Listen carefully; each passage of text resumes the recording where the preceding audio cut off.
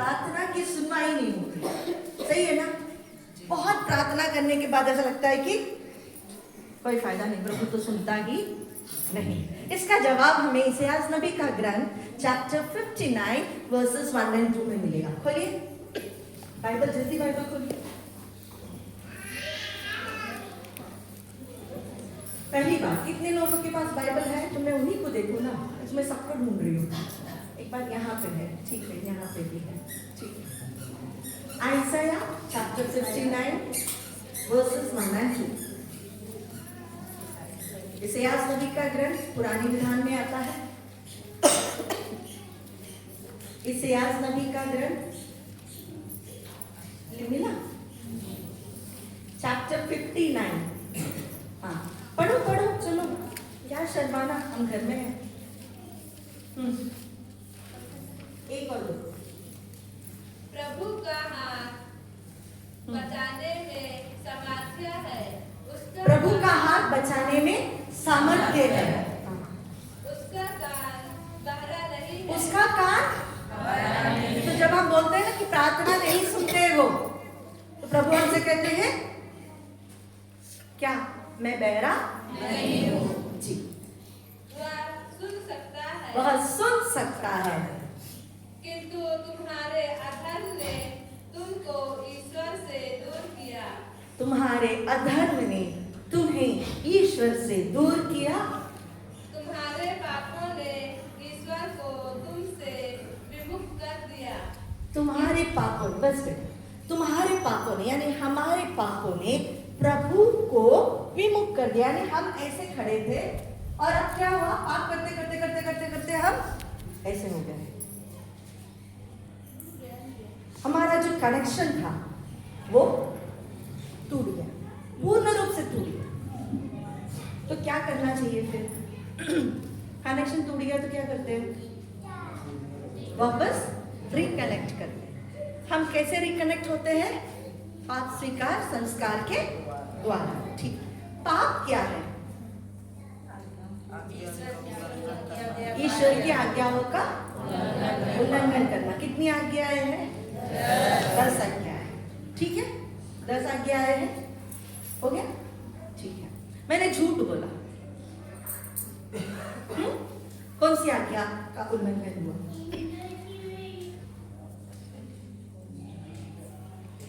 चलो, पहली आज्ञा,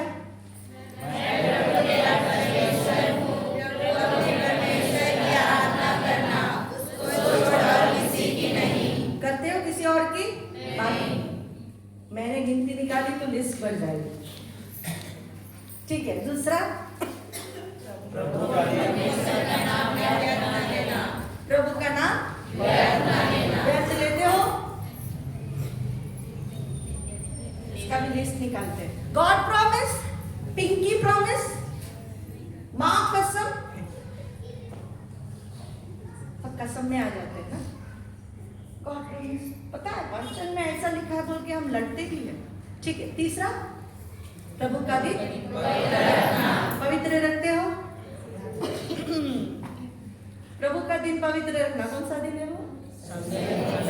संडे को पवित्र रखते हो। हमारे बॉयज में तो ओपनली बोल दिया नहीं रखते हैं। हम कैथलिक्स आमतौर पर नहीं रखते। सबसे ज्यादा काम करने वाला दिन कौन सा होता है? सबसे कम प्रार्थना होने वाले दिन भी शायद संडे ही। क्यों? शाम की प्रार्थना स्किप कर देते, बाहर घूमने जाना है। ठीक है, ओके। चौथा, माँ बाप का आदर। पांचवा,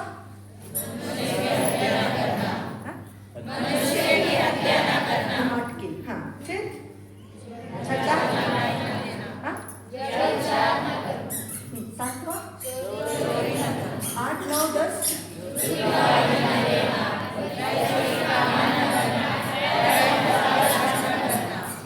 झूठ बोलना कहाँ है?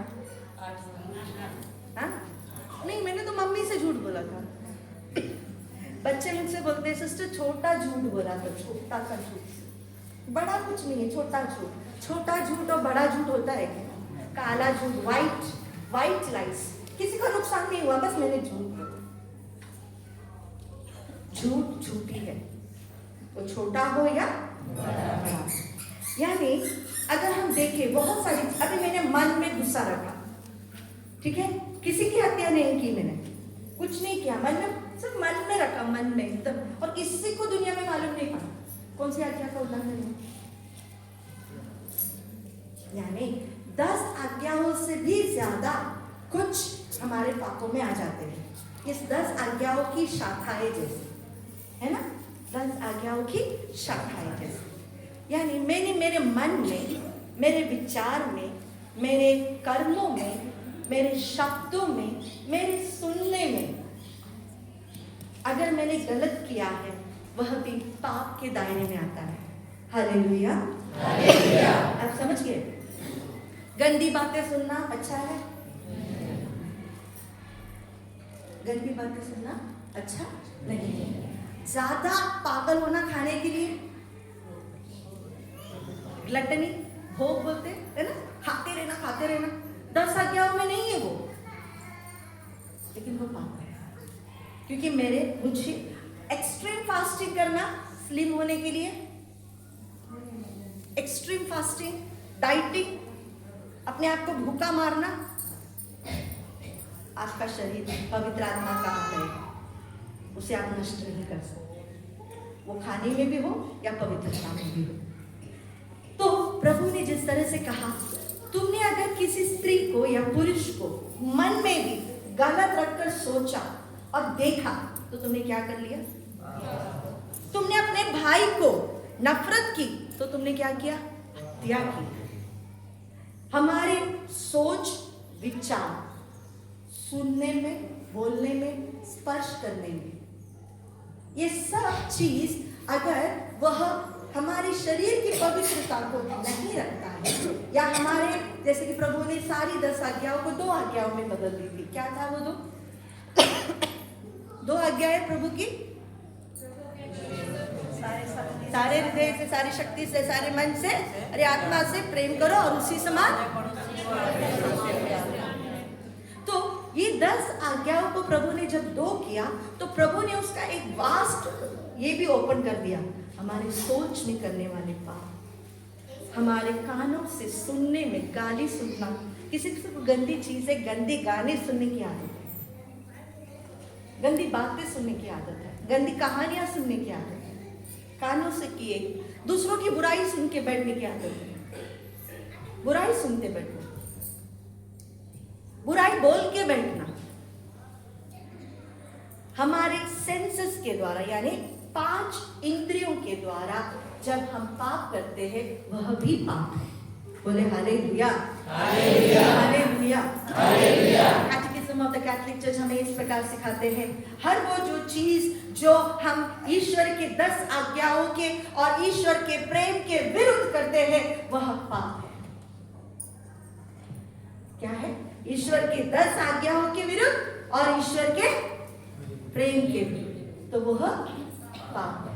अब समझ में आया पाप क्या है? ये पाप शुरुआत कहां से होती है? पाप की शुरुआत कहां से होती है? याकूब के पत्र अध्याय 1, इसके बाद बाइबल है, जल्दी खोलो। याकूब का पत्र अध्याय 1 लास्ट में आएगा, पद संख्या 14, 15, 16।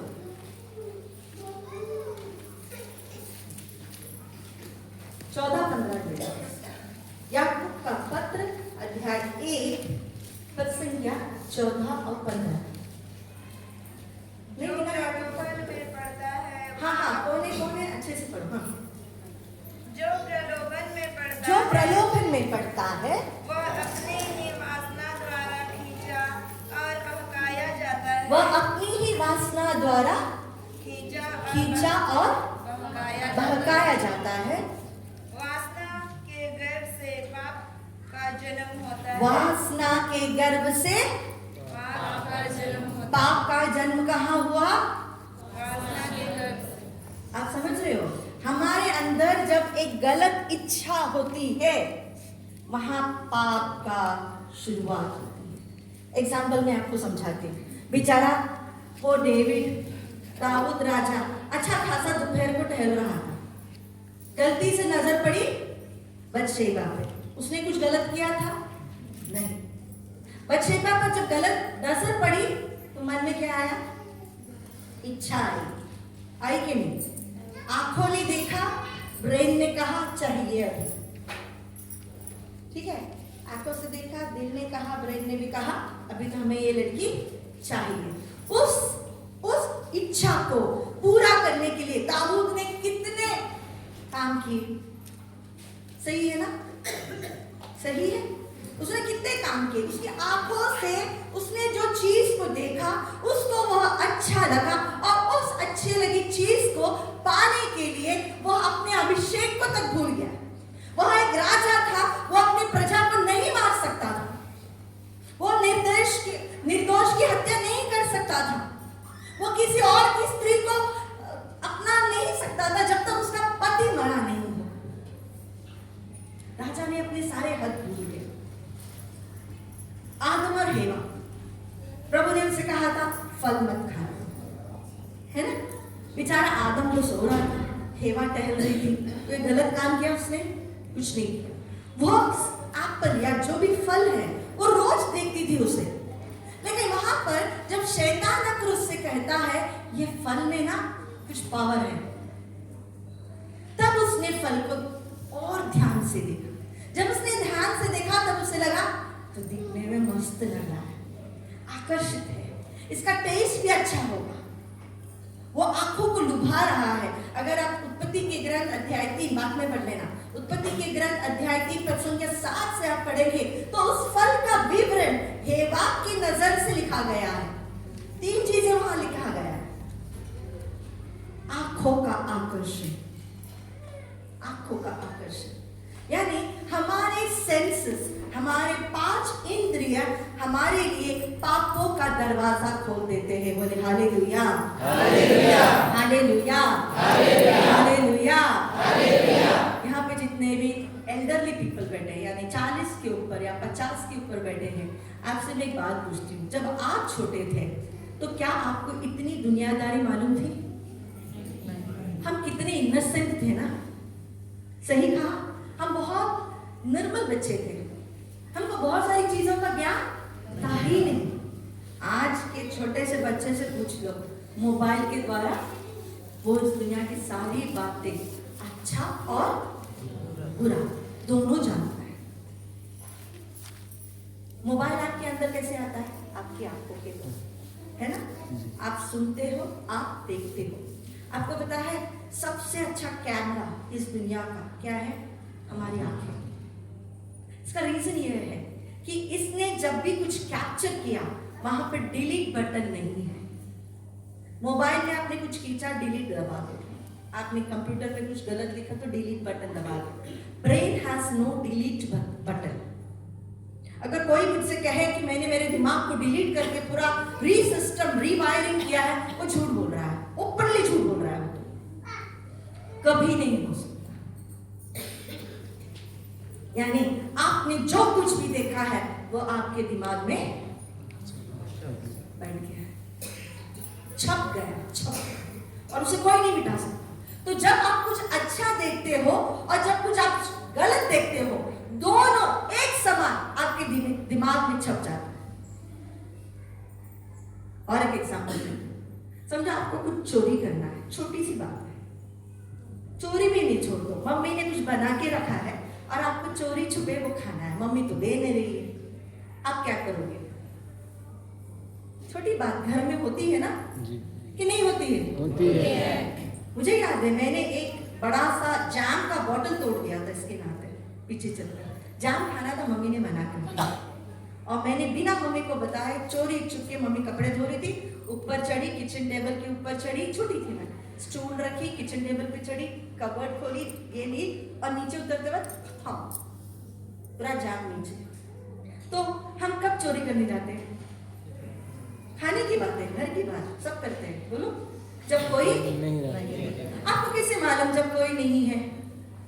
आपके कान, आपके आंख और आपके दिमाग शार्प रहते हैं। घर में अभी कोई है या नहीं, कितने बजे आएगा, कितने बजे जाएगा, मम्मी अभी यहाँ से टर्न होकर कहाँ को टर्न होगी, ये तक हमारा दिमाग कैलकुलेट करता है। बोले हालेलुया, हालेलुया, हालेलुया, हालेलुया। सही कहा मैंने? सही। हम कैलकुलेट करते खाना है, उसी समान exactly like that the brain starts making a master plan कि कब मुझे मौका मिले और मैं पाप करूं। आप आपके जीवन में जितने भी पाप आपने किए हैं ना, चोरी चुपके, उसकी गिनती में देख लेना, उसका एक एनालिसिस कर लेना। हमारे अंदर की जो टेंडेंसी ऑफ सिन है वो हमें समझ में आएगा कि हम किस दिशा से, किस प्रकार हमारी इच्छाओं को हम पूरा करते हैं। और वहां पर अगर 100 बार भी कोई आके बोले कि बेटा मत कर, तो क्या हम सुनते हैं? नहीं, बिल्कुल नहीं। हम मानने के लिए तैयार ही नहीं है कि हमारे मन में ऐसा कुछ है। कहने का तात्पर्य इतना ही है कि हमारे मन में जो इच्छाएं उत्पन्न होती है उसे ध्यान देना। क्या चीज को काटना आसान है? पेड़ को काटना आसान है या छोटे पौधों को उखाड़ कर फेंकना आसान है? एक छोटे से पौधों को उखाड़ कर फेंकना ज्यादा। जब भी हमारे मन में गलत चीज आने लगती है, वो वासना हो सकती है, झूठ हो सकता है, कुछ भी हो सकता है, कुछ भी हो सकता है, उसे बचपन में ही या छोटा होते ही उसे उखाड़ कर फेंक देना।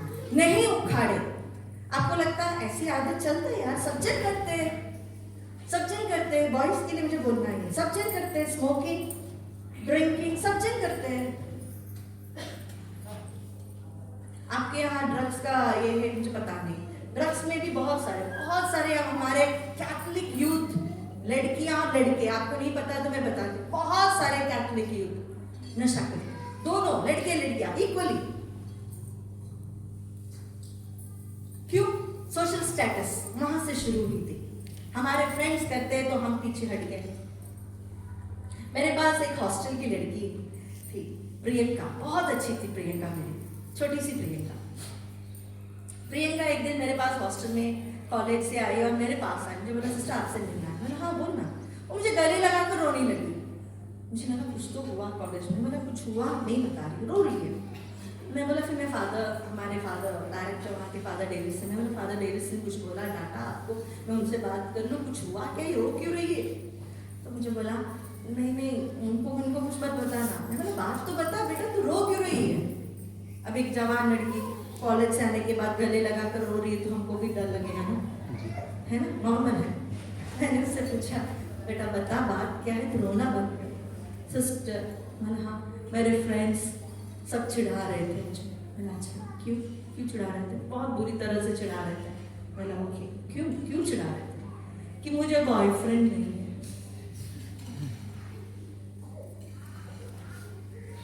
मेरी अच्छी बच्ची है, बहुत अच्छी बच्ची है, बॉयफ्रेंड नहीं करके कॉलेज के फ्रेंड्स उसको इतना चिढ़ाए कि वह हॉस्टल आकर एक सिस्टर जो उसके साथ से 2-3 साल में थी, मुझे गले लगाकर रो रही है। That shows the peer pressure. Peer pressure मतलब अपने दोस्तों के द्वारा आने वाला एक प्रेशर। देख वो देख रहा है तेरे को, अरे नहीं मेरे को नहीं देख रहा, अरे सच में वो तेरे को ही देख के बैठा। क्यों बोलने जाते हो ये? जबकि वो लड़का ने तो शायद देखा भी नहीं होगा, लड़कियों को ही कह रहे हो। आप समझ रहे हो? तो पीयर प्रेशर मतलब हमारे आसपास के लोग, हमारे दोस्त, हमारे उम्र के लोग हमें गलत राह पर ले चलते हैं। चक्कर देख, कर देख, वहां जाने में क्या प्रॉब्लम है? लड़कों को मैं बोल रही हूं, वहां जाने में क्या प्रॉब्लम है? जाने में प्रॉब्लम है अगर आप अपने माता पिता से छुपाकर झूठ बोलकर जा रहे हैं। कहाँ जाते हैं ऐसी जगह पे जो सही नहीं है ना? लड़कियों को मैं बोलती हूँ, जो सही नहीं है वहीं पे आप झूठ बोल के जाएंगे ना, आप छुपा के जाएंगे ना। अगर आपकी हिम्मत है आपके मम्मी पापा को बताने के लिए, देखो हम यहाँ जा रहे हैं, हम वहां जा रहे हैं, इससे मिलने जा रहे हैं, तो कोई प्रॉब्लम नहीं, क्योंकि वहां चोरी छुपके कुछ नहीं हो रहा है। जहां पर चोरी छुपके हो रहा है वो गलत चीज है। बोले hallelujah, hallelujah, hallelujah, hallelujah, hallelujah. हमें हमेशा लगता है कि शैतान हमसे पाप करवाता है, सही है? सही। हाँ? सही। कई बार हमको लगता है ना कि मुझे तो नहीं करना, लेकिन शैतान जो है ना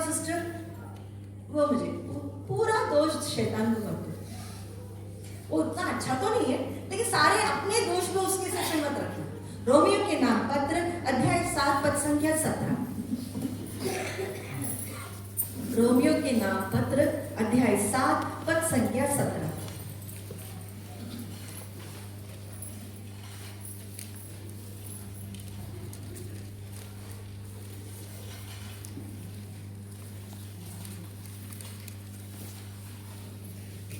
उपाय करता नहीं रहा, बल्कि करता है प्रभु में निवास करने वाला पाप।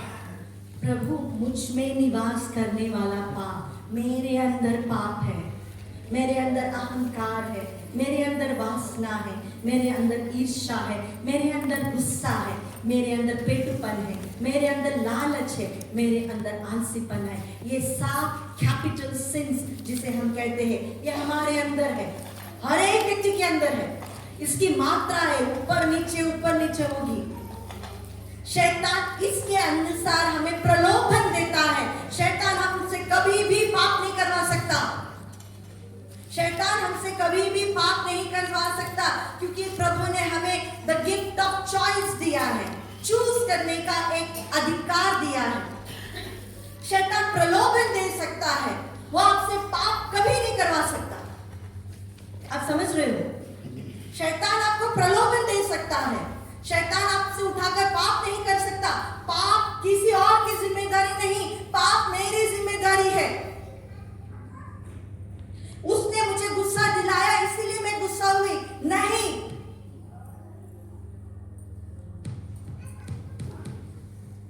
मेरे अंदर गुस्सा है या मेरे अंदर चोट है, मुझे उस व्यक्ति से बुरा लग रहा था इसलिए मैं गुस्सा हुई, ना कि उसने मुझे गुस्सा करवाया। हत्या हो गई, हत्या ऐसे नहीं होगी।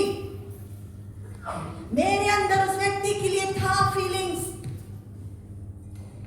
इसलिए मेरा गुस्सा हत्या के ऊपर, हत्या के रूप में बाहर आया।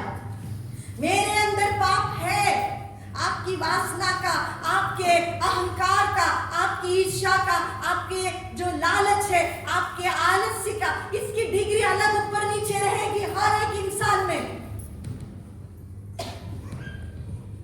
और उसका फायदा शैतान उठाता है, और हम उसके प्रलोभन में हट जाते हैं। बोले हालेलुया, हालेलुया, हालेलुया, हालेलुया। शैतान ने तो प्रभु यीशु को भी नहीं छोड़ा था। सही कहा? उसके सामने भी आया था, तो हम क्या चीज है, हमारे सामने भी वह आएगा। लेकिन पाप करना या नहीं करना, ये किसका चॉइस है? झूठ बोलना या नहीं झूठ बोलना, किसका चॉइस है? मेरे शरीर को पवित्र रखना या नहीं रखना, किसका चॉइस है? बोलने में दिक्कत आ रही है, किसका चॉइस है? अपने पाप की रिस्पॉन्सिबिलिटी लीजिएगा, तो ही हमारे अंदर पश्चाताप होता है। आज की दुनिया में सबसे ज्यादा दुखद बात क्या है मन में? We lost the consciousness of सिन।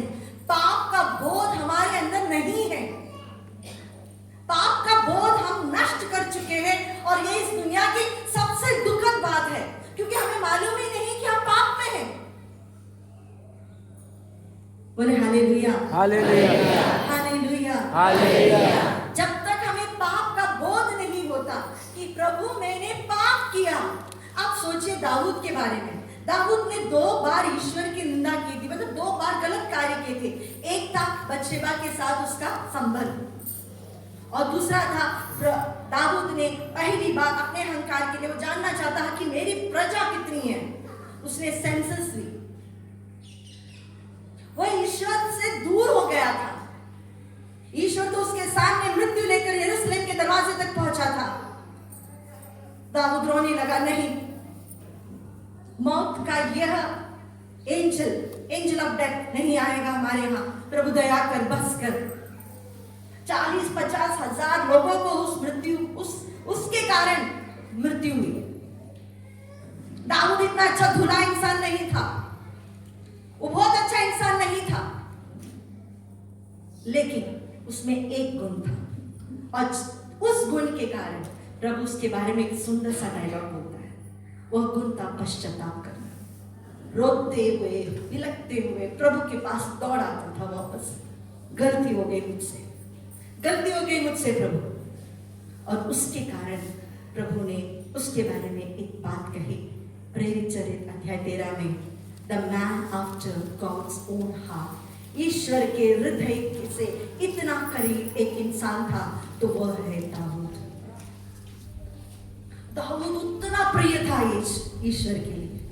दाऊद को देखकर ही प्रभु ने कहा, इस सिंहासन में तेरा बेटा हमेशा राज्य करेगा, your kingdom will never fall. इसीलिए ही दाऊद के वंश से राजाधिराज यीशु का जन्म हुआ। बोले हालेलुया, हालेलुया, हालेलुया। हालेलुया। जो प्रॉमिस दाऊद को दिया गया था, वही प्रॉमिस आज तक पिता ईश्वर ने रखा, लेकिन दाऊद दूध का धुला हुआ नहीं था, बस एक पश्चातापी हृदय था उसके पास। प्यारे भाइयों बहनों, हम कितने भी बुरे क्यों ना हो, ज्यादा से ज्यादा क्या बुरा कर सकते हैं? हत्या, व्यभिचार, इससे ज्यादा जो चीज आपको किसी और के सामने बोलने के लिए तक हिचकिचाते हैं, पाप सिखाने सबसे ज्यादा हम हिचकिचाते हैं ये चीजें बोलने के लिए, उससे ज्यादा और क्या हो सकता है? वह क्षमा कर देता है। बोले hallelujah, hallelujah, hallelujah, hallelujah, hallelujah. Hallelujah. लेकिन इसका अर्थ यह नहीं कि हम उसकी दया और उसकी अनुकंपा का फायदा उठाएं। आप समझ रहे हो? इसका अर्थ यह नहीं कि हम ईश्वर की अनुकंपा, ईश्वर की दया, उसका फायदा उठाएं। नहीं उठा सकते हम, टेक इट फॉर ग्रांटेड नहीं कर सकते, क्योंकि उसे भी दुख होता है, उसका दिल भी टूटता है, लेकिन अब फिर से अपने पास आता है, उसे भी दर्द होता है, उसे भी बुरा लगता है, वह भी हमारे लिए रोता है। अगर वह हमारे लिए नहीं रोता होता तो हम प्रभु यीशु की प्रार्थना नहीं देखते। प्रभु ने हमारे लिए प्रार्थना की थी, तो उसे भी दुख होता है। कितनी बार प्रभु ने, पिता ईश्वर ने पुराने विधान में कहा, मैं कितनी बार चाहता हूं कि मेरे बच्चे मुझे अब्बा पिता कर पुकारे। एक बार पुकार तो लो मुझे अब्बा पिता करके। अरे गधे को भी पता है उनका मालिक कौन है, लेकिन मेरे प्रजा, मेरे बच्चे मुझे नहीं जानते, उसे दुख होता है। बोले hallelujah, hallelujah, hallelujah, hallelujah, hallelujah, hallelujah. इतना दुख होने के बाद भी क्या उसने हमें छोड़ा? कभी भी परित्याग किया? जब भी हम उसके पास आए तो क्या उसने हमें बाहर रखाला? कभी भी उसने हमसे कहा कि नहीं सुनूंगा मैं तेरी बात? नहीं। अगली बात कहना चाहूंगी, आप कितना भी पाप को छुपा लो, पाप नहीं छिपता। बोले hallelujah, hallelujah, hallelujah, hallelujah, hallelujah, hallelujah, hallelujah. Hallelujah. इब्रानियों के नाम पत्र अध्याय 4 पद संख्या 13। इब्रानी 4:12 तो हम सबको मालूम है, ईश्वर का वचन के बारे में नहीं मालूम? ठीक है, 12 और 13 भी पढ़ लो। इब्रानियों के नाम पत्र अध्याय 4 पद संख्या 12-13। क्योंकि ईश्वर का वचन जीवन सशक्त और किसी भी दुधारी तलवार से तेज है। हाँ। वह हमारी आत्मा के अंतरतम तक पहुंचाता और हमारे मन के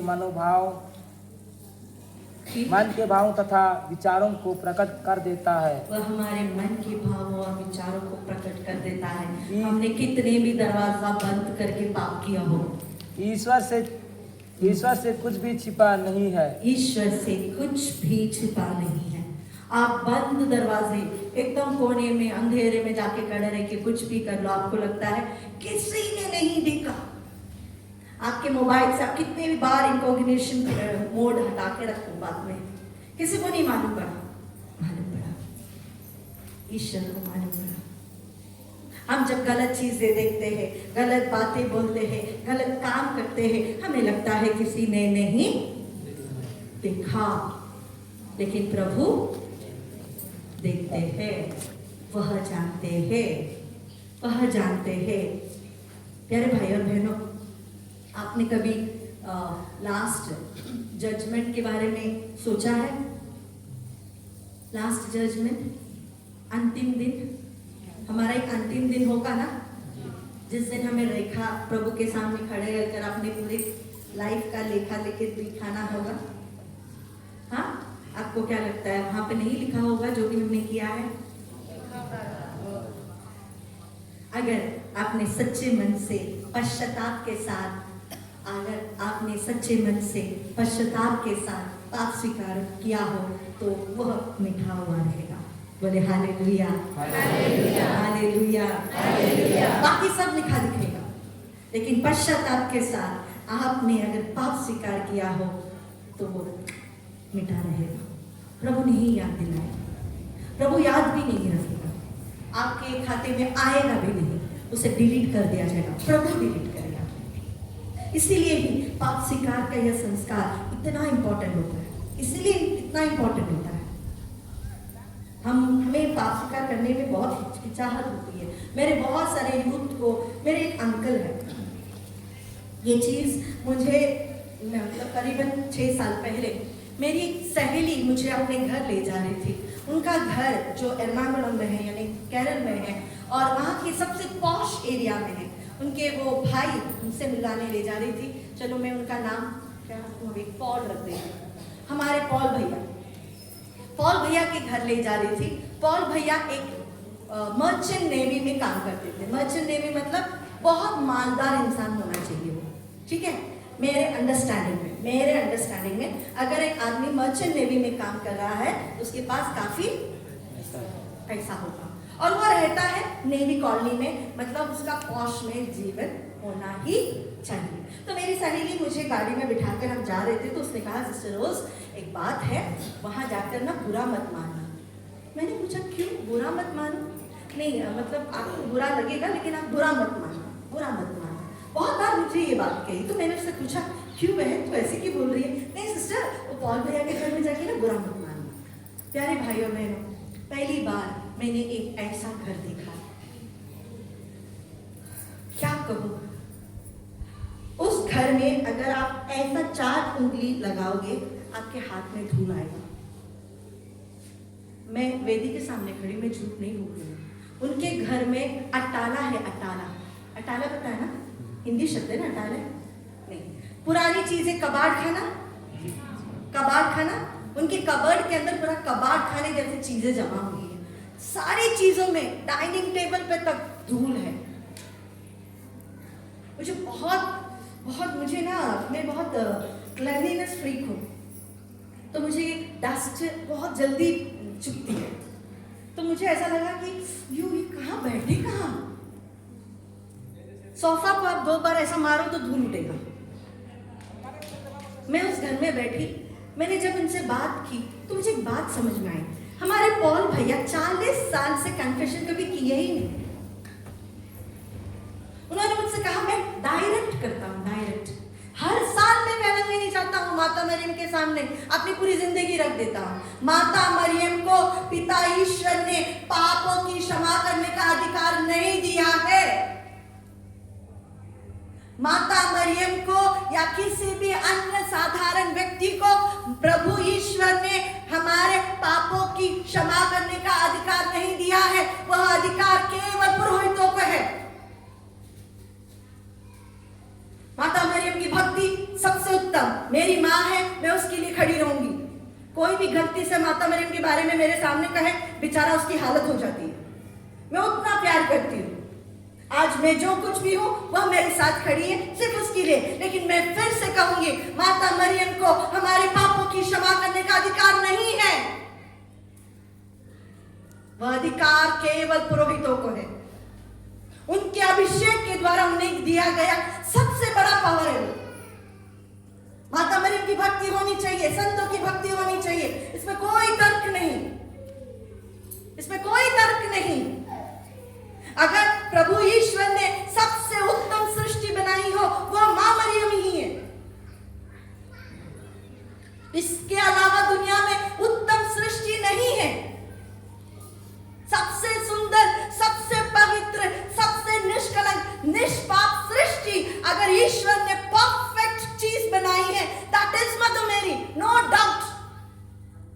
but she doesn't have the authority to forgive the sins. माँ कभी नहीं बोल सकती बेटा तेरे पाप क्षमा हो गए, नहीं बोलेगी और वो नहीं करती भी नहीं है। वो हमेशा अपने पुत्र की ओर हमें दिखाती है। बोले हालेलुया, हालेलुया, हालेलुया, हालेलुया। रजंगनी में जाकर, तीर्थ स्थल में जाकर बैठकर माँ के सामने पाप बोलने से आपकी पाप क्षमा नहीं होते। मैंने 100 बार यही बात पॉल भैया के दिमाग में डालने की कोशिश की। एक व्यक्ति जो पाप स्वीकार नहीं करता, उसकी आत्मा की दशा उसके परिवार में दिख रही थी। पति पत्नी के बीच में कोई प्यार नहीं, बेटा और बहू के बीच में कोई प्यार नहीं। मैंने उस बहू से पूछा, तू तो दूसरे घर से आई, तू तो घर संभाल लेती, ये तो इसी घर में पड़े, ठीक है मान गए, लेकिन तुम तो कहीं और से आई हो, तुम तो घर संभाल लेती। सिस्टर क्या करना यहाँ पे, सब ऐसे ही मेरी भी आदत पड़ गई। एक आत्मा की दशा, एक परिवार की दशा। दूसरा, ये भी मेरी एक सहेली, इसके पापा पुनः एक बार एक रिट्रीट सेंटर में आए। अब मुझसे ये फ्रेंड ने फोन पे कहा, सिस्टर जी मेरे पापा वहाँ आए हैं, उनसे मिल लेना। उन दिनों में मैं दूसरी वर्क में थी, तो मैंने कहा इन्हें मिलने का टाइम मुझे नहीं होगा। तो मैंने वहाँ के रिट्रीट प्रीचर हमारे फादर शाइजू थे, मैंने फादर शाइजू से कहा, फादर शाइजू आप इस परिवार से मिल लेना, और एक सिस्टर से भी कहा कि इन्हें मिल लेना, मैं नहीं आ रही हूँ, मैं किसी और काम में हूँ। 1 दिन हो गया, 2 दिन हो गया, 3 दिन हो गया, पासिकार का दिन हो गया, चौथा दिन है। चौथा दिन मुझे फादर शाइजू बुलाए, ए सिस्टर रोज इधर आ जाओ। मैं बोला हाँ फादर जी, ये इंसान कुछ अजीब ही है। मैं बोला क्यों? पता नहीं, उससे बात ही नहीं कर पा रहा हूँ। मैंने क्यों? बदबू आ रही है। बदबू? मैंने बदबू? वो बोल रहे हाँ सिस्टर रोज बहुत बदबू है, और उन्होंने उनके बारे में बात बताई। वहां से मैं ये सिस्टर के पास गई। सिस्टर बोले अरे बाबा सिस्टर रोज क्या इंसान को मेरे पास पहुंचा, इतना गंदा बदबू है, इतना गंदा बदबू है, मेरे से तो नहीं होगा इस बंदे से बात करने की। मैं इनके वाइफ से पहले मिली, आंटी से मिली। बोला आंटी ये क्या हाल है अंकल का? अरे सिस्टर रोज बहुत बदबू आती है, मैं तो सालों से इसी में हूँ। मैं बोला ऐसे कैसे बदबू आता है, मैं तब तक उस इंसान से मिली नहीं थी। आंटी बोला भेजती हूँ ना तेरे पास भी, तेरे पास कोई मिल रहा है। तो मैं जहाँ बैठी थी वो एक छोटा सा कुटिया जैसा घर था, एक छोटा सा एरिया है, 10 बाय 10 भी नहीं, 7 बाय 7 का एक छोटा सा एरिया है, जहाँ पर हम प्रेयर के लिए बैठते हैं। ये बंदा मेरे पास आया, सच बोल रही हूँ, सड़ा हुआ 10 अंडे साथ में रखेंगे तो क्या स्मेल है। मैं सबसे पहला ऑफ ही पड़ा, झूठ नहीं बोल रही मैं, सच में मैं वेदी के सामने मैं झूठ नहीं बोल सकती, ये एग्जाम्पल मैं सब जगह बोलती हूँ। मुझे वो आदमी टॉलरेट हुआ ही नहीं, मुझे ये आदमी टॉलरेट हुआ ही नहीं। मैंने उनसे पूछा आप नहाते हो? ख्याल उसका, मैं तो रोज नहाता। रोज नहाने वाला एक व्यक्ति इतना बदबूदार कैसे हो सकता है? साबुन नहीं लगाया, शैम्पू नहीं लगाया, कुछ भी हो, पानी तो गिरा ना शरीर पे, कपड़े तो बदले ना, तो आप में इतना बदबू कहाँ बदबू? उसे तो कुछ नहीं फील हो रहा है, बस उसके आसपास के लोगों को टॉलरेट नहीं हो रहा है। प्यारे भाई और बहनों, मैं उनके साथ करीबन 1.5 घंटा बैठी, हम प्रार्थना की, हमने एक लिस्ट बनाई उनके पापों का, और मैंने उनसे कहा अब भी हाथों हाथ पकड़कर चलो, क्योंकि उस इंसान ने फर्स्ट होली कम्युनियन के टाइम पे कन्फेशन किया था। उसके बाद मैंने पूछा शादी के टाइम तो मैंने फादर को ऐसे मस्का मार के भाग गया था। बहुत अच्छा पुण्य का काम था, फादर के सामने गया ही नहीं, भाग के निकला। शादी हो गई, 3 बच्चे हो गए। ये आदमी 1 नंबर का पीर कट, मुंह खोला तो गाली के अलावा से कुछ नहीं आता। बहुत सारे बॉन्डेजेस, बहुत सारे। इस व्यक्ति को मैंने पाप स्वीकार करने के लिए तैयार की, उन्हें समझाया करो क्यों करना है, क्या है ये है। 1.5 घंटा तर्क करने के बाद ऐसा बोल के उस बंदे को हाथों हाथ पकड़कर हम कन्फेशन के लिए